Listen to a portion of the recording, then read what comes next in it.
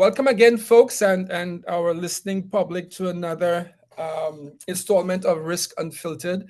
As you know, and I think I would have said it in the last session, that Risk Unfiltered is rated in the top 20 of all risk management podcasts, not just in the Caribbean, but on the US, including the US.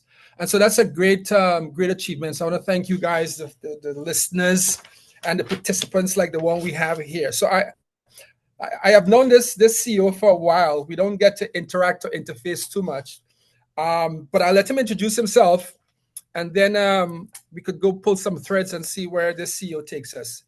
Mr. Dookeran, welcome to Risk Unfiltered. And so, who are you, and from whence you came? All right. Well, happy to be here, Ken, and happy to be with the Caribbean Risk Management Institute once again. Yeah. My name is Navin Dookeran. I'm the CEO of the EximBank of Trinidad and Tobago, and I'm here to dive into issues of risk management.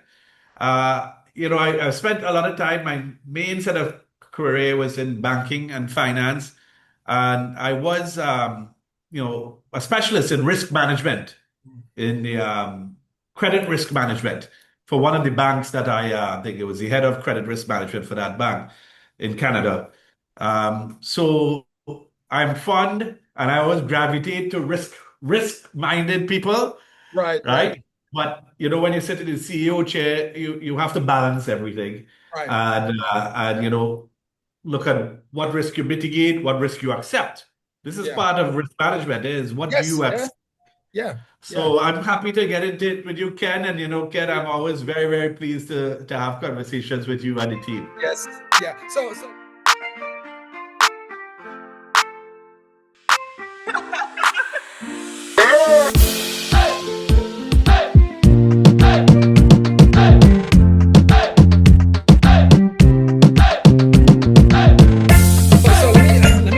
for context, and by the way, my folks just reminded me, it's globally the podcast rating that we have, not just in the US and throughout the Caribbean. So thank you for that. Yeah. So a sense of full disclosure, one of the reasons I have Navin in high regard as a risk leader, and I don't know if you remember this, Navin was one of the first CEOs that almost mandated that all his business line managers attend our enterprise risk management certificate program that we do through University of West Indies Cable campus. I think it was about 5 or 6 of all your department heads attended, and so kudos to you for that, for taking. But most folks, and I can say this without fear of contradiction, Navin, I hope I can call you Navin. Yeah, sure, please. And it's like a 2-month engagement to ensure that your managers give up 3 nights a week for about 2 months to risk educating themselves, that they can then come back to EximBank and deploy those things. Is credit to you as a leader. And I think that also speaks to what you were alluding to earlier on, that your foundation, your structure, your infrastructure in terms of your work experience was always had a risk management element to it. Yeah. And I think that transcends your time at the bank and now into the CEO position. So I have to thank you for that. Furthermore, and this is not by no means bothering up, this is a statement of fact, EximBank, through Mr. Dookeran, has been a supporter of Caribbean Risk Management Academy through the conferences that we have had, again, in furtherance of increasing the risk intelligence of the Caribbean workforce. So we thank you for that, and I hope that continues. So let's jump in. So Navin, what's the mandate of EximBank Trinidad and Tobago? Okay. Well, thanks, Ken. And just before I continue, let me just say the reason why we support the Caribbean Risk Management Institute is that you guys spread good, very productive knowledge and insight to me. And I think you are doing a good job of creating a culture. And as you say, not just here in the Caribbean, globally, right? Right. So I thank you for that. Yes. So definitely we're very happy and we look forward to that continuing. So the mandate of EximBank Trinidad and Tobago. So EximBank is the official export credit agency for Trinidad and Tobago, Mm. right? Now that's a term called ECA. And pretty much all countries, not all, but many countries around the world, um, industrialized and developed countries primarily as well, have what you call export credit agencies. And it really was derived at the time of, before even we had the globalization thrust, right, of the 80s and, even 70s and so on. Countries needed to be really support trade and trade linkages with other countries. And you had the commercial banking sector, but there was the thought that you need some entities that were government related in order to share some of the risk with private sector companies as they ventured out into this world of Right. doing trade with counterparties in other parts of the world, right? In Asia and a number of different places. And so export credit agencies became, something that was commonplace. As you know, the US has an EximBank, China has an EximBank. Ken, we were talking a little bit before. The Jamaica has Caribbean. an Yeah. EximBank.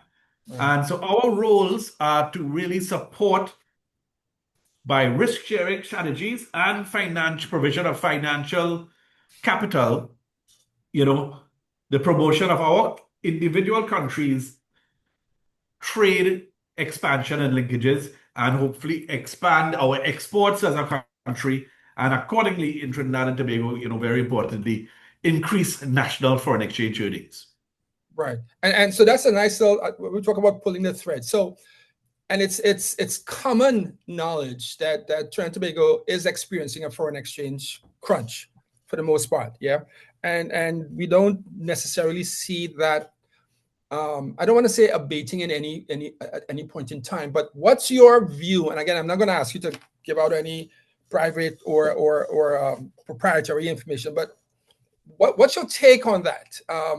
And you can speak either as a professional in the risk space or as the CEO of EximBank. But do you see that improving the FX issues, Trinidad and Tobago, or is it, or what role do you and your entity play in ensuring that the challenge of FX doesn't always remain a challenge? Right.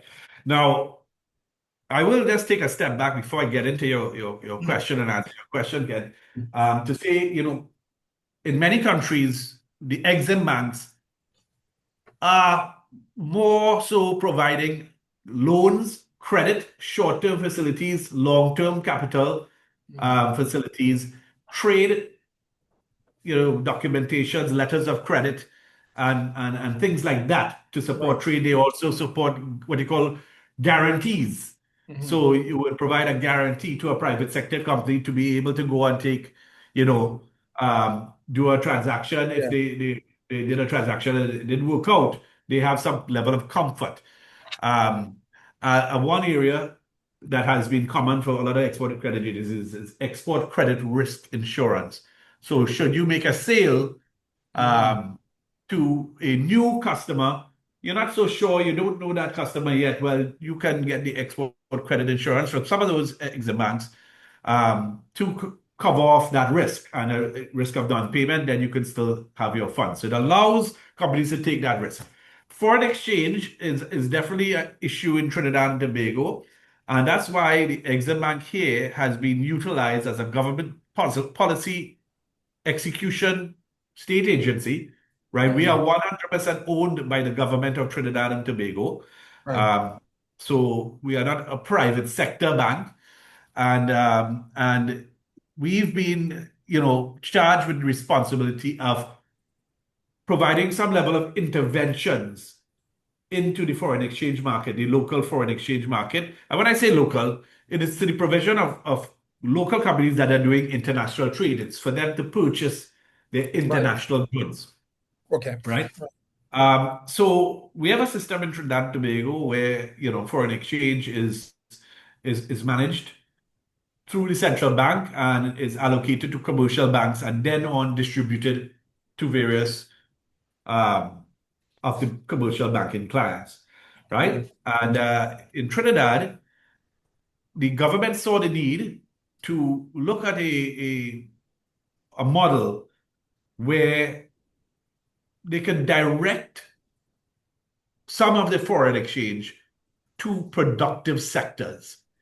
And this was based on a recommendation from the Trinidad and Tobago Manufacturers Association all the way back in 2017. It actually was put in place in 2018, and then we got it up and running pretty good in 2019, which is a manufacturing forex facility where we would help manufacturers pay for and access the foreign exchange to Okay. pay for the international raw materials, shipping costs, equipment, plant upgrades, a number of different things to make them more competitive, make them more successful in the global arena.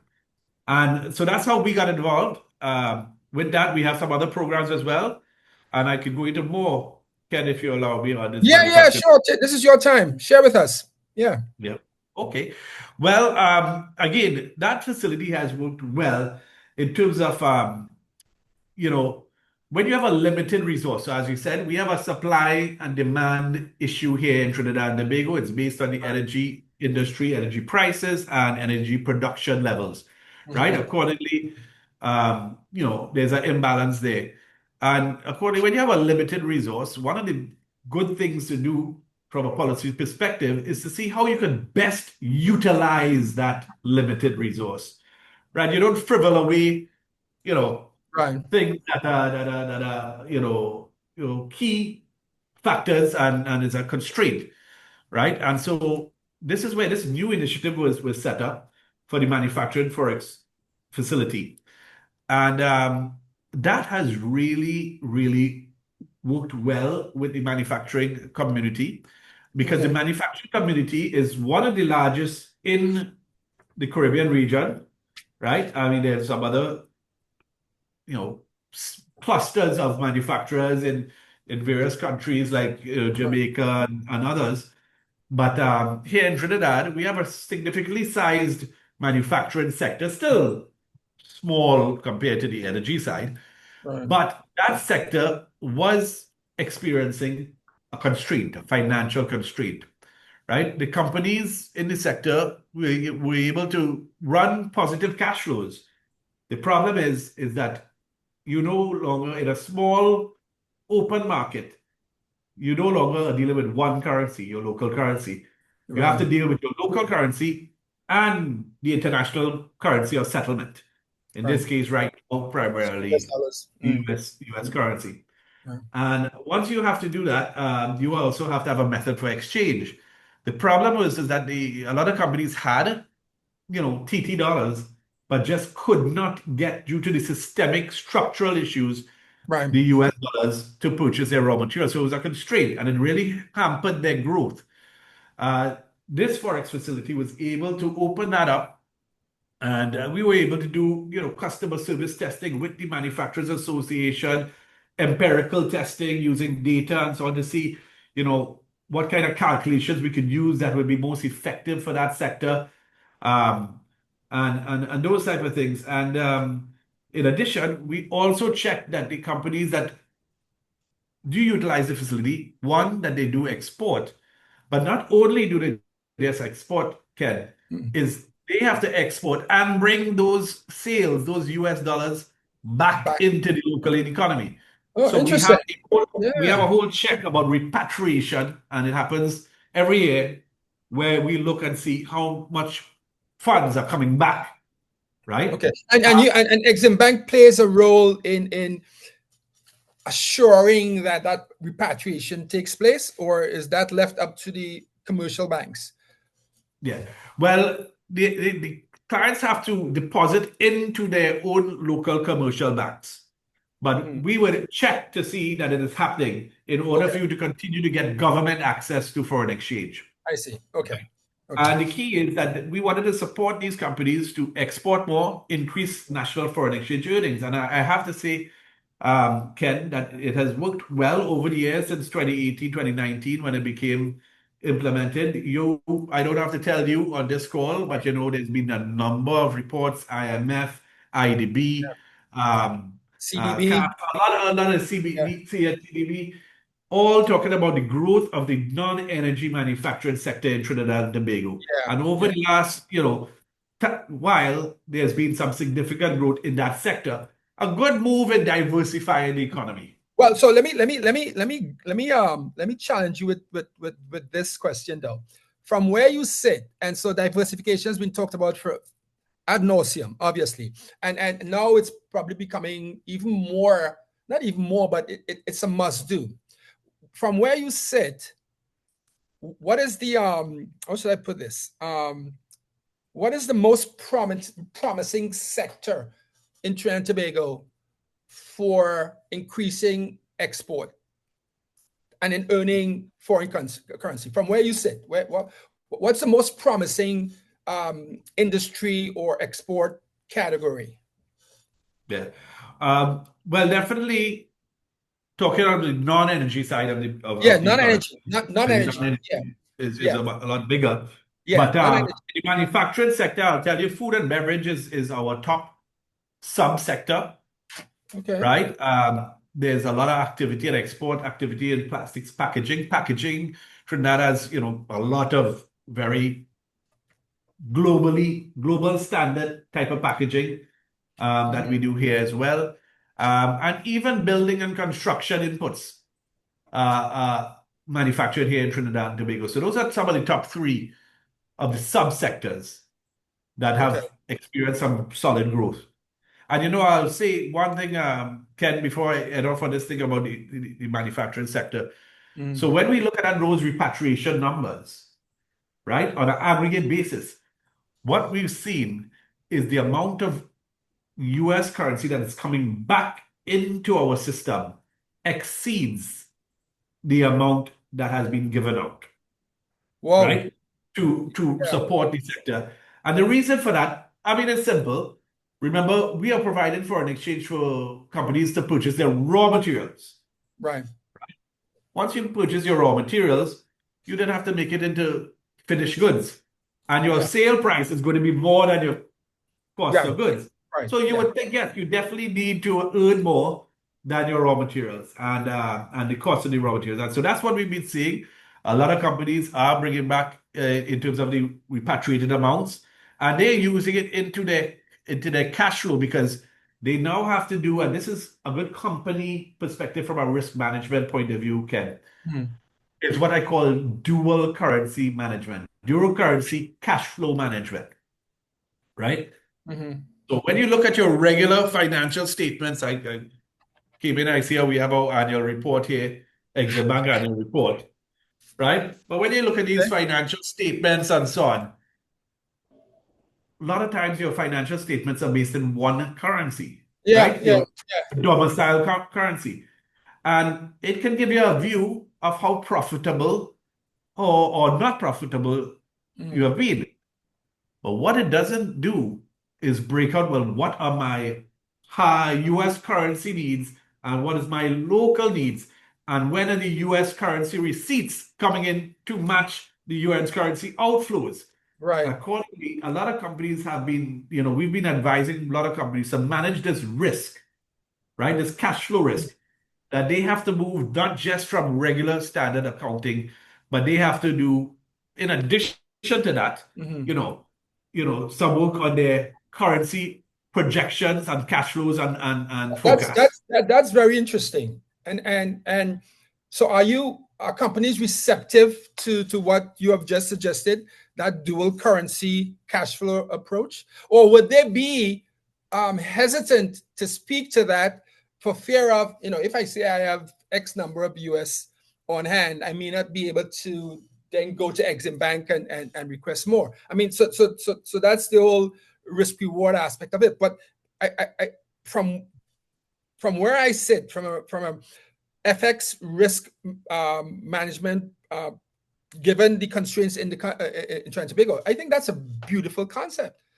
Is there buy-in from entities, especially the ones you're lending to, that, hey guys, let's see some dual currency reports? Yeah. Well, I don't think we had to do much convincing, Ken. Okay. Because this is a matter of managing your payables. Right. But is it going to be reportable like in their annual reports and stuff? Or is that they're going to do it for their internal purposes, but they're not going to report on it. Yeah. That's where I At was this going. point, it's not a, IAS International Accounting Standard or anything like that. Understood. We are not recommending that you provide that in your disclosures. What we're saying is that from a management perspective, this is should do that. let's call it, a tactical risk management response. No, brilliant. But is that something Right? then you can request of a borrower? So a manufacturer comes to you and say, hey, we need X number of US dollars.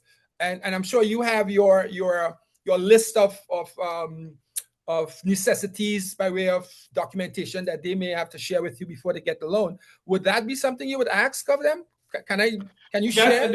Cases we would, yes, different cases we would. Okay. I'll give you one example, right? There was this company, I can't call it client names, we bound by the client. Understood. Totally understood. Right. But one of their raw materials was priced is like a global commodity, right? A global commodity. So they have to be, like all members in that market globally, have to be price takers. Right. And what I saw with interacting with this company is that, and from time to time, they would have to make relatively large purchases for the quantum of that commodity that they needed to bring in and then convert into finished goods. And then I noticed, well, we would get a request in on such and such date. Then all of a sudden, that should run because we know, what is the time frame for the companies, what is their cash conversion cycle, right? And, we say, well, that should run, X number of months. Then 4 weeks later, we get another request for a big one. And we say, wait, hold on. Right. We then dive into this from a risk management perspective, Ken. And this is where this risk management mindset, you talked about our managers. Yeah. It's sometimes not the front of mind things for an operational manager. But True. once you have it in the back of your head, you think a little differently. Brilliant. And when we looked into this particular case, what we realized is the entrepreneur was basically trying to time the market to get the best price for that commodity. Oh, so they were trying to hedge the market. Yes, and they try to buy the dip and sell at the and price, sell their products at the high, but they try always to find that dip. Right. Now, as you know, when you're in any type of trading, because there's operational risk, there's credit risk, but there's also market risk. Yes. So what it became apparent to us is this client is taking on excess market risk by trying to use their best guess. Right? And so this is where we did put it in our loan agreements and different requirements from them that they need to provide this on an ongoing basis. Really was to make that management and this purchasing decisions a little bit more structured and able to address fluctuations in the future. So really was adding resiliency to that company's cash flow planning. So that's how we also provide advisory services. But it's a good story to tell you how market risk reared its head. They have a lot of operational risk too, because the operational risk is quite a view when you I had another client call me and they said, oh boy, my baby might not be able to last too long. Who was their baby? Their main core production line. They bought it when they started the business. They grew the business. So, it's now 25 years later, and they know they need to upgrade it, right?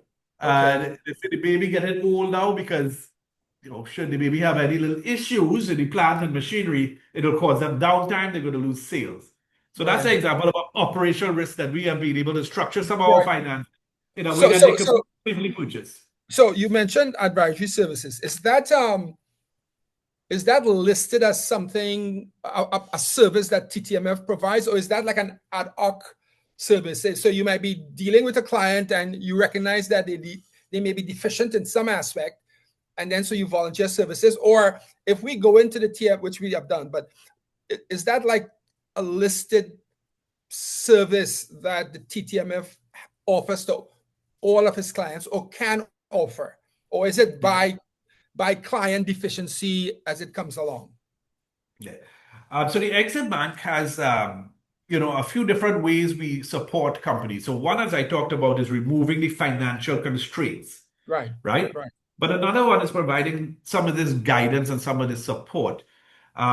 So while we do have it listed on our website as a separate thing, Service.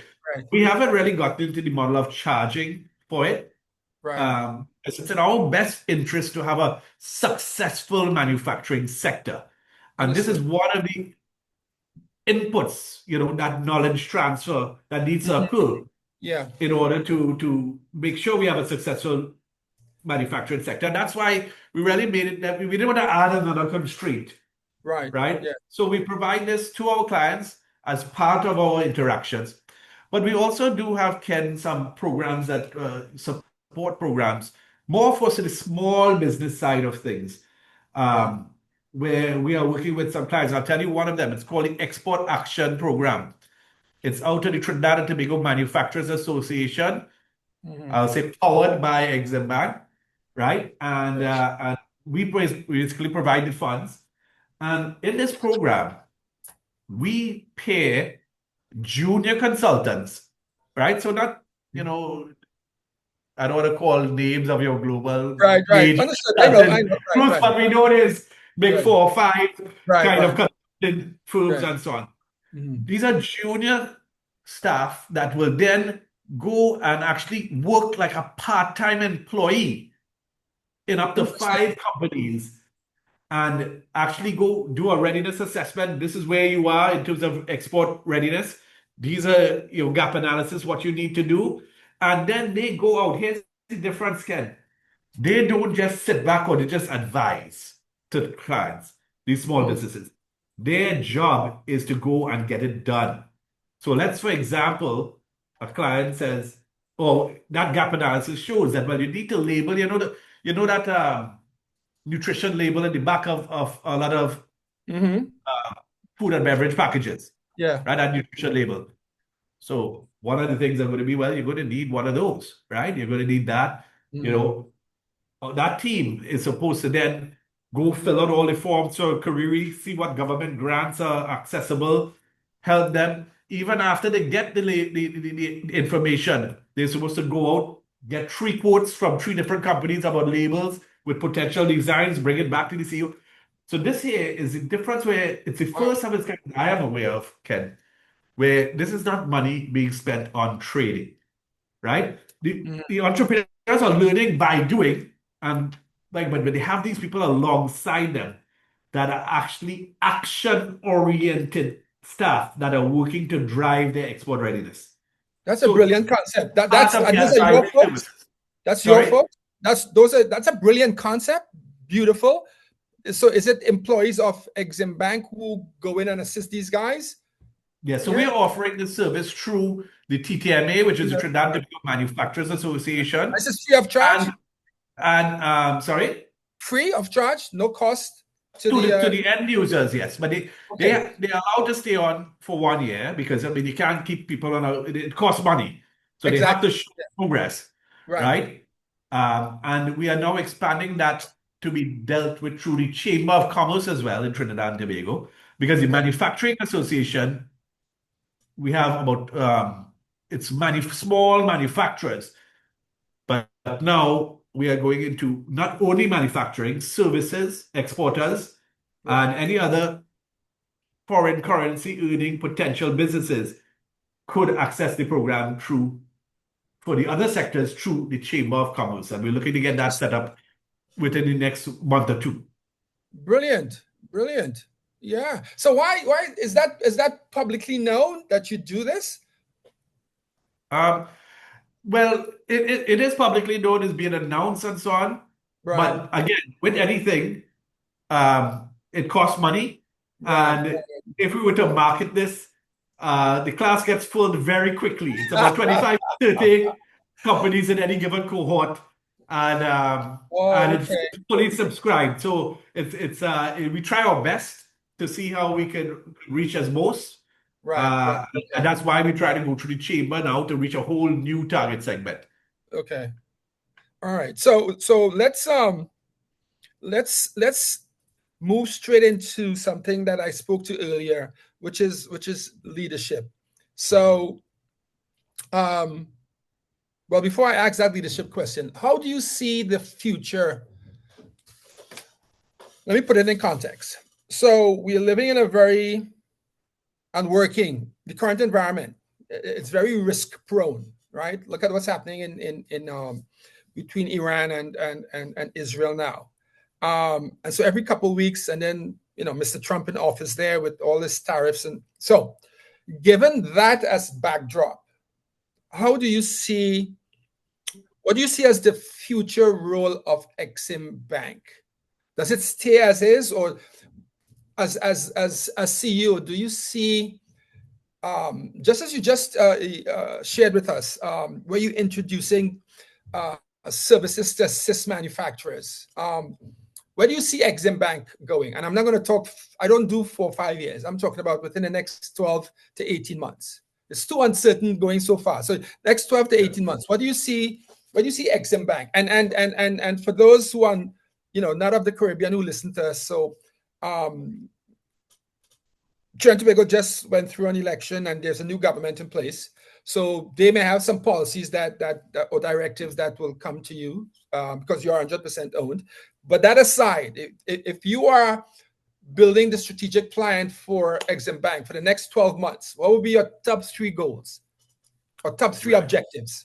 I'll come back to that top 3 after I address the context for your question. Very much. Go ahead. So, Ken, I know you always speak about, the risk that is unknown. Yes. Right? Or unseen. Right. Right? And you see, that's why I was longing for this conversation with you. You're very like-minded. So go ahead, continue. I follow you as well, right? I follow you, so I know what you saying. Good stuff. Yeah. Now, when you talk about this risk, it's the same way that I talk about the need for us to do the dual currency cash flow management at a private sector, what you call micro level, which is the firm level, right? In this world, it is important for us all to be able to bifurcate as a management and a strategic team what's within our control, and what is outside of our control. Exactly. Right? That's why accepted risk comes in, what you mentioned. So things that are outside of your control, if there's a risk associated with that, you obviously have to accept it for the most part. Accept it and mitigate it and take steps to mitigate right. And reduce that impact. But there's 2 factors there. And as you talked about, the geopolitical, situation and so on. Right. So as we all could see, that happens could happen, change on a dime. Yeah. Countries have elections, just like Trinidad have elections. I used to say, meet uncertainty with excitement. When I used to look at the Lockjack School of the Business. Let me write that down. Yeah. Meet uncertainty with excitement. I used to talk to a lot of students. Part of my, I think it was career counseling at the Lockjack School of Business, Arthur Lockjack Graduate or Global School of Business. And, students will be coming out, they don't have a job, they're concerned. And I say, look, this is your chance to chart your way forward in any direction you want. Meet uncertainty with excitement. Yeah. But I'll be straight with you. My same words have come back and it'll be, there's a lot of uncertainty globally, nationally, everywhere. Yeah. And I say, well, I tried to be excited. Let's see. Let's see if we can keep. Is it working? Right? Are you excited by the uncertainty? Yeah. Well, I typically, I am a very optimistic person, and so this way I'm coming back to the outlook, right? Right. And I would say I'm not unfounded optimistic. I believe it's based on some... In reality, yeah. Yeah. But what you do is you plan for the things that you cannot control, and you set up a system that you have different actions that you could take. Like, as you know, what is scenario planning and stress testing, right? These are all contingency planning type of initiatives to address what you call black swan event, different things, right? So you have to plan for that. What you can control, again, is what you execute. and you get it done. And Ken, why I'm positive about the EximBank here in Trinidad is we have a team that we have been able to execute, Yeah. right? We have a very nice team of people that we execute government policy. We don't set the government policy, right? Right. That's for the government and the policymakers to do. But once there is a policy, we are able to get it done. And that's a little bit of an anomaly in, many parts of the world, right? Yeah. Having agencies that can execute to plan, Yeah. right? In fact, I think on my on this annual report here, we Yeah. start I off read by that. saying planned prudent growth, Yeah. right? Planned Yeah. prudent growth. And so this is what we're doing. So that's why I'm very positive about the role that EximBank could play in Trinidad and Tobago, right? I think I'm very excited what we could do in the Caribbean. And we recently received funding from CAF in an agreement with the government of Trinidad and Tobago. The CAF is the Development Bank of Latin America and the Caribbean, a Yeah. multilateral financial institution just like the IDB and so on. Yeah. And we received some funding from them, which has allowed us to take this first step, Ken, in terms of getting into supporting the services sector, right? In many, I mean, a lot of times we like to see, manufacturers and goods. Goods are something tangible. It's easy to think about. But as you know, as countries' economies evolve, services and service exports become a larger part of the economy than even manufacturing, right? So in terms of top three, EximBank is planning to, increase the number of sectors that we are involved in to remove financial constraints and so on. And not just services, but also small business. We have a lot of small business clients. So right now, the manufacturing forex facility can over 84% of the clients fall into the SME category, small, medium-sized Oh, enterprise. So, but that's manufacturing, which we are right. accustomed with. This is going to allow us now to get into new areas like the service exports, like energy services, um, even as the demand picks up. There's not as much demand as we would like to see for energy efficiency projects, green financing. Okay. But I think we'll come along the way. The world has started to move that way already. Yeah. So expanding the top three sectors, in the top three, one of them is expanding the sectors that we serve. Right. Another role that I think we've really established and become part of a very well-functioning system is the foreign exchange distribution. That system is much broader than just EximBank. That's a national economy system. We have a role to play, Right. right? But the eventual solutions and mandates that come out of that will be driven by the Minister of Finance and the central bank governor and the central bank, and how they address distribution mechanics at commercial banks as well as at EximBank, Right. right? Again, our role is limited to what the government policy says, and we are functioning on that. But I do see foreign exchange being a major component going forward. And in terms of the last one, I don't have this one worked out yet, Ken, but when I'm talking to you, I like Right. the blue sky, Right. right? Right. And so this third one is to make EximBank Trinidad and Tobago impact be positively felt extra regionally, not just here in Trinidad and Tobago or in the region. And we're already doing that because most of our payments for all these different raw materials and so on do go to a number across, a wide variety of, countries that make these primary inputs, right? Right. So let me pull that thread. Yeah. So and to that third point, and that's a worthy objective. How is your relationship? How is well, not let me call it you're the leader. How's your relationship with other EximBanks, either regionally or internationally? Is there a consortium of sorts? Do you guys meet to discuss, opportunities and risk? What's the relationship between you as CEO of EximBank Trinidad and Tobago and the CEOs of other Caribbean Exim banks or internationally? Is there a forum where you guys get together, where you shoot the breeze and you talk about, challenges and shared pain? Is there anything like that? If So, not, then you need to initiate that right after you get off the school. yeah. Go ahead. Ken, you see, you're already showing me the way, right? You're already showing me the way. That's good. So, first of all, to answer your question very directly, yes, there is, Okay. right? There are two different groups that I am aware of, right? One with, born out in the OECD and the regional industrialized nations,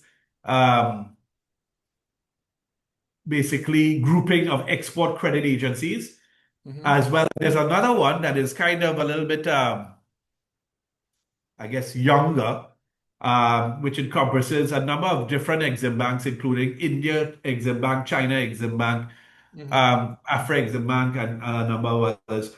But they're not mutually exclusive. Right. The banks are there. But just to be clear, each Exim Bank is an institution in its own country. Right. So other than some level of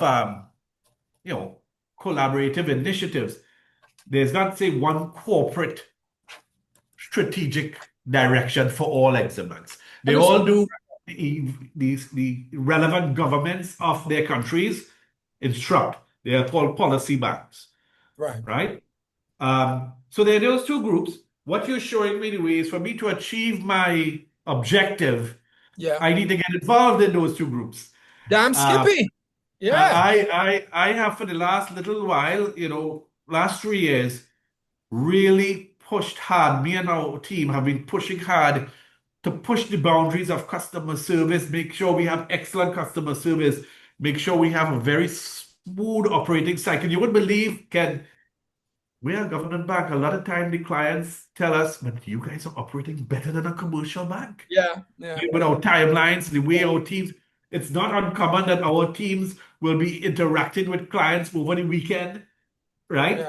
I even sometimes have to joke with some of my staff saying, you're trying to take the weekend off this time, but we are also customer focused, right? And so I had my head down, really pushing for this national impact. And again, we were very pleased as a team here when we saw even the central bank report in Trinidad showing the numbers of non-energy exports and growth, right? And so we really was focused. One of the things that got us successful, Ken, is focus, right? Yeah. And we kept on that.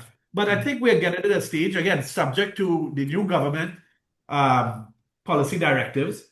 I think there's some good opportunity for us now to do, as you say, and expand some of those collaborative initiatives.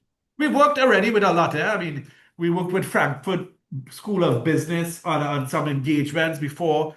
CAF had, before we got the funding from CAF, this was a while, 3 or 4 years, CAF engaged a consultancy where they came and looked at, from Latin America, came and looked at all our credit processes and so on. We are also partnering deeply with CAF, right, in terms of becoming an opportunity for their funds to reach the private sector rather than just doing government financing, right? So we are with a lot of multilateral partners. Right. So let me share with you something, and maybe this is something Exim Bank probably could do. So CAF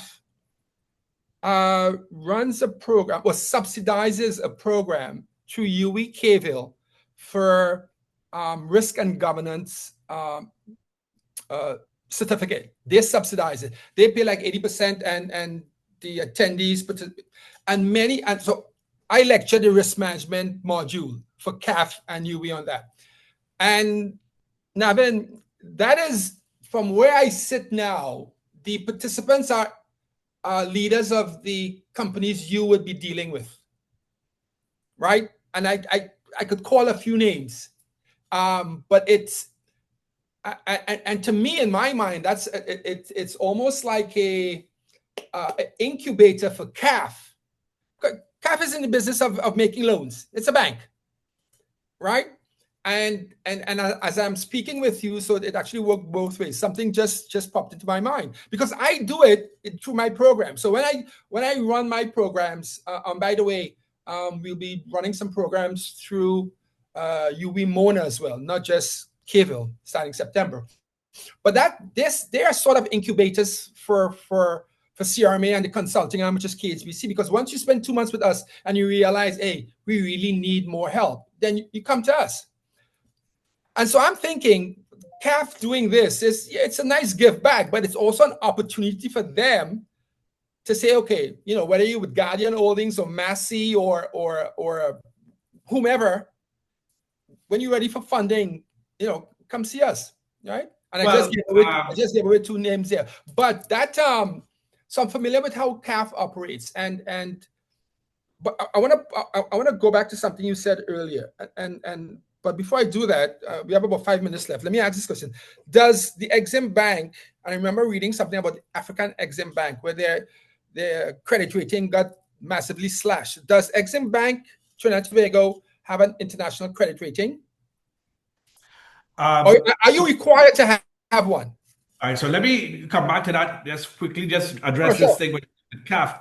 So what we're doing also with CAF is part of the mandate from the funds that we got. We have been mandated to set up a ESG, environmental social governance framework, and we are getting some teams to come and help us. I can tell you how this is initially going to impact the private sector very quickly. At the very least, to start it, because not every company have, there are varying degrees of development on this. There are some standards, accounting standards that are in the works that have not been adopted by the Trinidad and Tobago ICAT, but there are global standards that are pushing for more disclosure on that front, especially for manufacturing companies and companies that have some level of societal impact. Right. And we are actually going to start by at least, we have the questionnaires and stuff created, but if you're getting funding from us in any way, you company need to fill this out. Brilliant. Just plant the seed to start where they say, okay, why am I getting asked these questions? But we are setting them up for success in the future. And we get them to start to think about some of these things from a risk perspective that they need to think about. Right? And you know the whole story. I won't go into the whole triple but Navin, this raises a very good point. And it goes back to my question of international credit ratings. And I remember speaking about this with another leader of another institution in Belize. So let me ask you this question. When someone comes, maybe something for your consideration, and I'm being very serious in this. When an entity comes to you for a loan, for export, is one of your questions, and it probably is not, do you have a functioning risk management framework or policy in place? Because as a lender, do you have a business continuity plan in place? Because you want some assurances that they are going to be around to manage this loan or to, given the chaotic nature of the environment now. Because 4 days after getting the money, they could implode, God forbid. All right? So you probably don't have it. You don't have to answer the question now, but that's something for you to contemplate. Well, Ken, let me say it with this, right? Is that information goes into our underwriting under the management section where we will explain these things. But what you're saying is a little different. Mm-hmm. We could have it for our information internally. Right. The thing is, what's going to make the difference is the customer, the private sector company has to know this is an issue. Well, right. So that's what I'm saying. To address, right? Yeah. And this is where, in some of these forms, you're very right. We need to point these things out because sometimes they have no exposure into those areas. And it's important for them to know.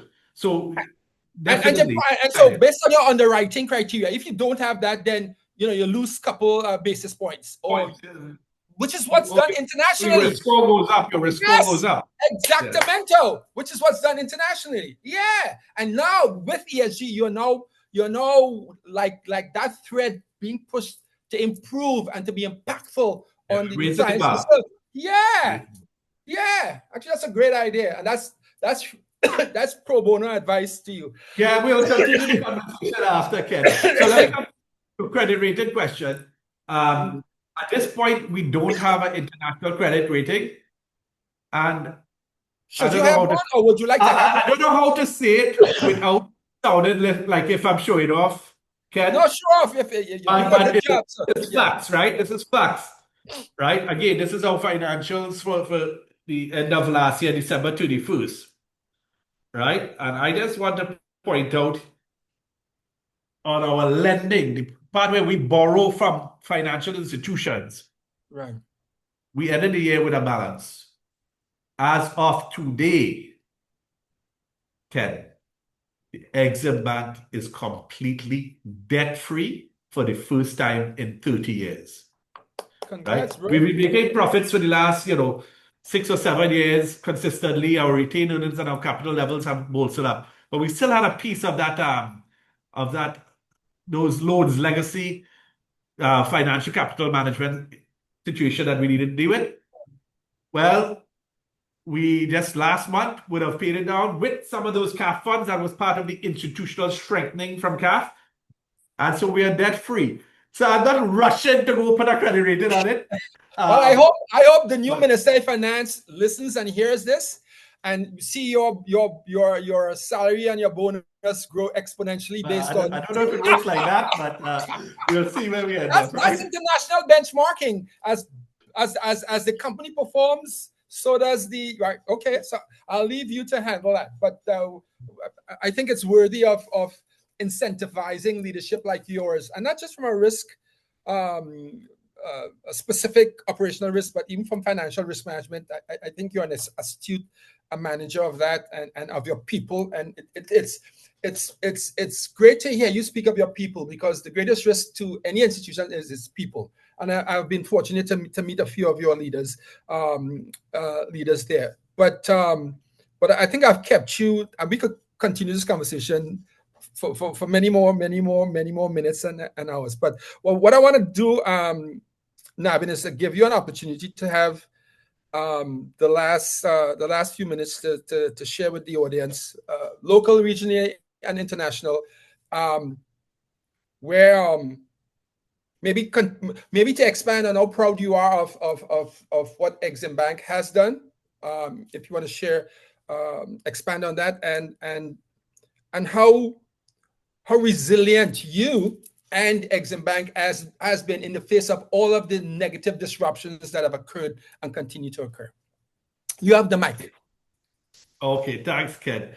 Well, let me just say that I'm going to end this a little bit differently, right? Okay. And I'm going to end it on the people side of things, Mm-hmm. right? And any team, service companies all know the greatest asset is your people, Right. right?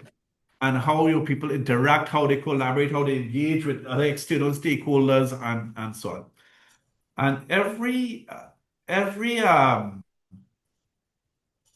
let me just start by saying we've been very successful in making a positive national impact for many companies in Trinidad and Tobago. And it stems from the fact that we believe, all of us, being a purpose-driven organization that we are, Mm-hmm.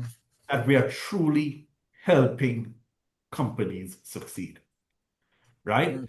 We're helping them drive their export earnings, and we're helping them increase national foreign exchange earnings. So not just we are helping the companies, by extension, we are also helping the country. Right. So that's one, being a purpose-driven organization, right? Which is a very important thing in management. The other piece is in terms of people, right? So every Thursday, Ken, I'll let you know a little bit of the secret sauce. We have an entire company-wide meeting in the morning. We call it a huddle, e-huddle. It used to be a huddle, a real huddle, but we've grown so big that can't get everybody in the same room Right. any more. And there are a number of different key sections in that huddle. They get CEO updates. Sometimes if we have a board meeting on a Monday, by Thursday, the rollout is already happening to all the staff.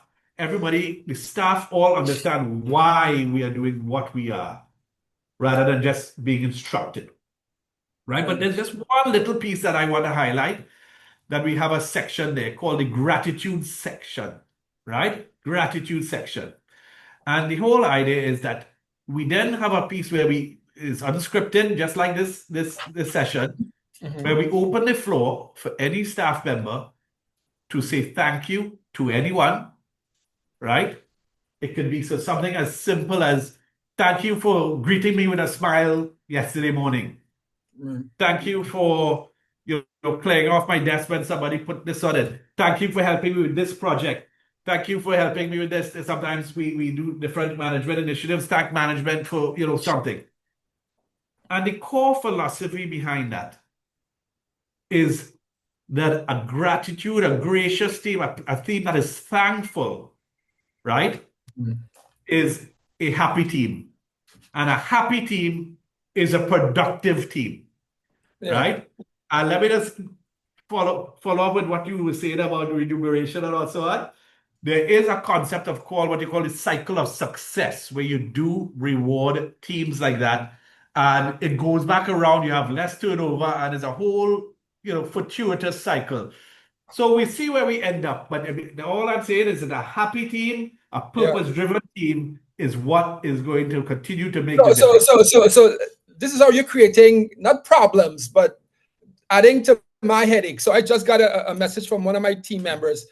Mr. Hackshaw, can we create a gratitude segment? So positive influences from Navin Dookeran. And so the answer is yes, we can. So I'm going to piggyback with your permission and do that, which is a great concept. So kudos to you. And again, your leadership. And I am not surprised by this conversation, Navin. But I am, how should I put this, boy? Yes, I am impressed, but I have a certain take on leadership at state agencies, and it's not a positive take. And I've made it known in some of my writings, and even the Prime Minister, Honorable Prasad Bisesa, said that some of these state agencies need to up the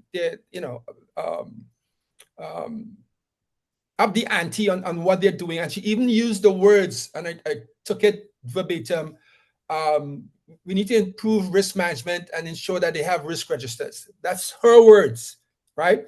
And so when I hear things like that, it's encouraging. And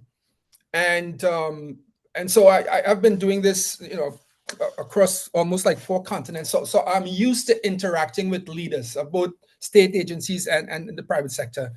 And you are a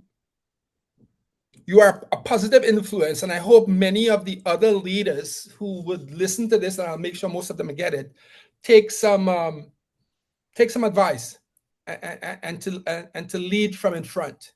And to be listeners, not all knowing, as some of them think they are.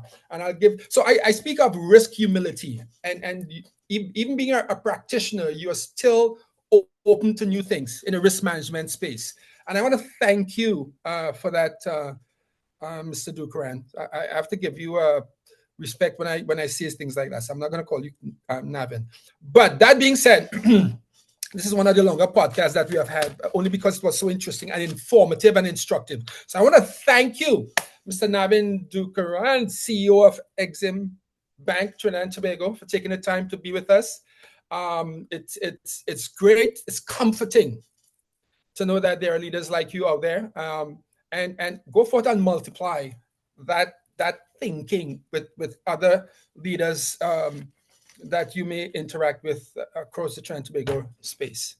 Yeah? Okay, well, thank you, Ken, for this opportunity. Thank you for all that you and the team at Caribbean Risk Management Institute do for all of us. Keep spreading the good word, and you are making a positive difference as well, right? So thanks again. Okay, thank you.